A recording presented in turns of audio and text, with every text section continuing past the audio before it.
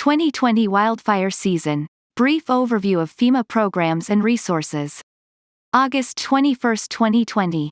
Introduction. This insight provides a brief overview of Fire Management Assistance Grant (FMAG) declarations and federal assistance programs that may be available for wildfires on nonfederal lands. Wildfire forecasts and response framework. The federal government has the responsibility for wildfires that begin on federal lands. States are responsible for wildfires that begin on nonfederal lands.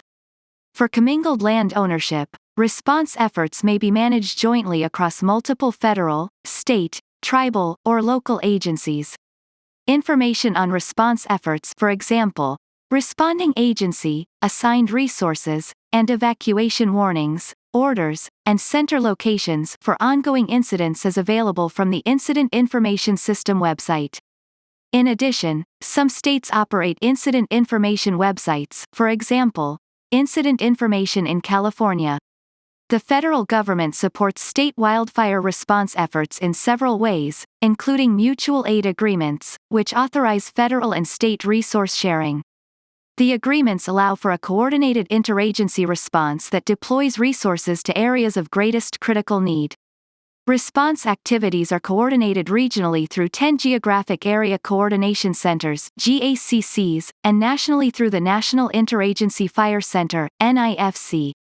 In addition to response activities, NIFC and the GACCs coordinate national and regional information regarding wildfire potential through their respective predictive services programs. Daily, weekly, monthly, and seasonal trend forecasts are produced by combining information about fuel, for example, brush or other ignitable vegetation conditions, fire danger, and fire weather. Fire weather conditions are derived from the National Oceanic and Atmospheric Administration's National Weather Service (NWS). According to NWS, these conditions involve combinations of periods of sustained winds, relative humidity values at or below regional thresholds, and temperatures at or above certain levels occurring in areas that have dry fuels. Types of FEMA assistance. Section 420 of the Stafford Act (PL 93-288), as amended, 42 U.S.C. Sections 5121 et seq. Authorizes the President to issue an FMAG declaration. The Federal Emergency Management Agency's (FEMA's) regional administrators have been delegated the authority to authorize an FMAG because of the need to expedite assistance when the threat of a major disaster exists. Once issued, FMAGs allow FEMA to provide funding for eligible work and costs, including emergency protective measures and firefighting activities, such as the provision of equipment, supplies, and personnel. FEMA also provides grants following FMAG declarations to state, local, and tribal governments for the control, management, and mitigation of any fire on public or private forest land or grassland that threatens such destruction as would constitute a major disaster. FMAGs have been authorized in 2020 for wildfires in 9 states, including the Apple, River, LNU Lightning Fire Complex, SCU Lightning Complex, and CZU Lightning Complex fires. The President may authorize an emergency or major disaster declaration, if requested by the governor or tribal chief executive of the affected state or tribe. An emergency declaration supports state and local efforts to save lives, protect property, and lessen or avert the incident from becoming a major disaster. A major disaster declaration allows for a range of federal assistance programs to be made available to state and local governments, private nonprofit organizations, and individuals through FEMA and other federal agencies. The forms of assistance authorized may vary by the designated areas, per the declaration, which can be amended. For example, emergency protective measures and debris removal are also available pursuant to an emergency declaration.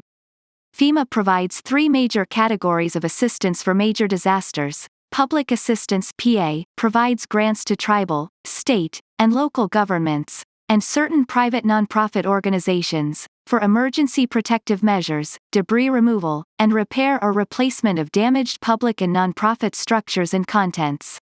Individual assistance (IA) provides aid to affected individuals and households, and can take the form of housing assistance, other needs assistance, crisis counseling, case management services, legal services, and disaster unemployment assistance. Hazard Mitigation Assistance (HMA) funds mitigation and resiliency projects and programs, typically across the entire state. Since the passage of the Disaster Recovery Reform Act of 2018 (DRRA), Division D of PL 115-254, Hazard Mitigation Grant Program (HMGP) funding is available for FMAG declarations. Insurance coverage. A standard homeowner's policy covers damage and destruction caused by fire, including wildfires.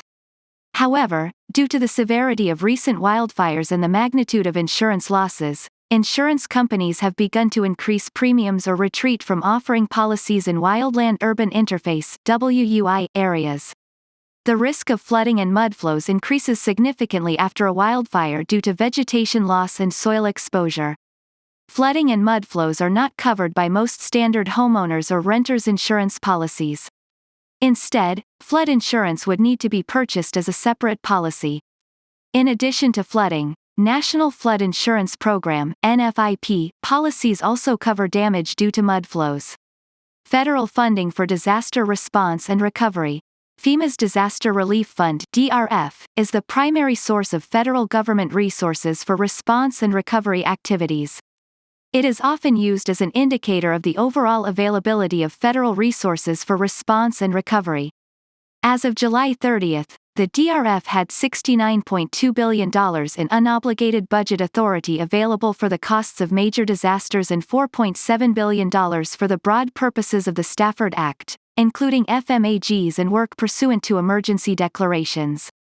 Even with the administration's plans to fund COVID-19 related unemployment assistance from the DRF, these numbers represent a relatively high availability of FEMA resources to deal with wildfires and disasters.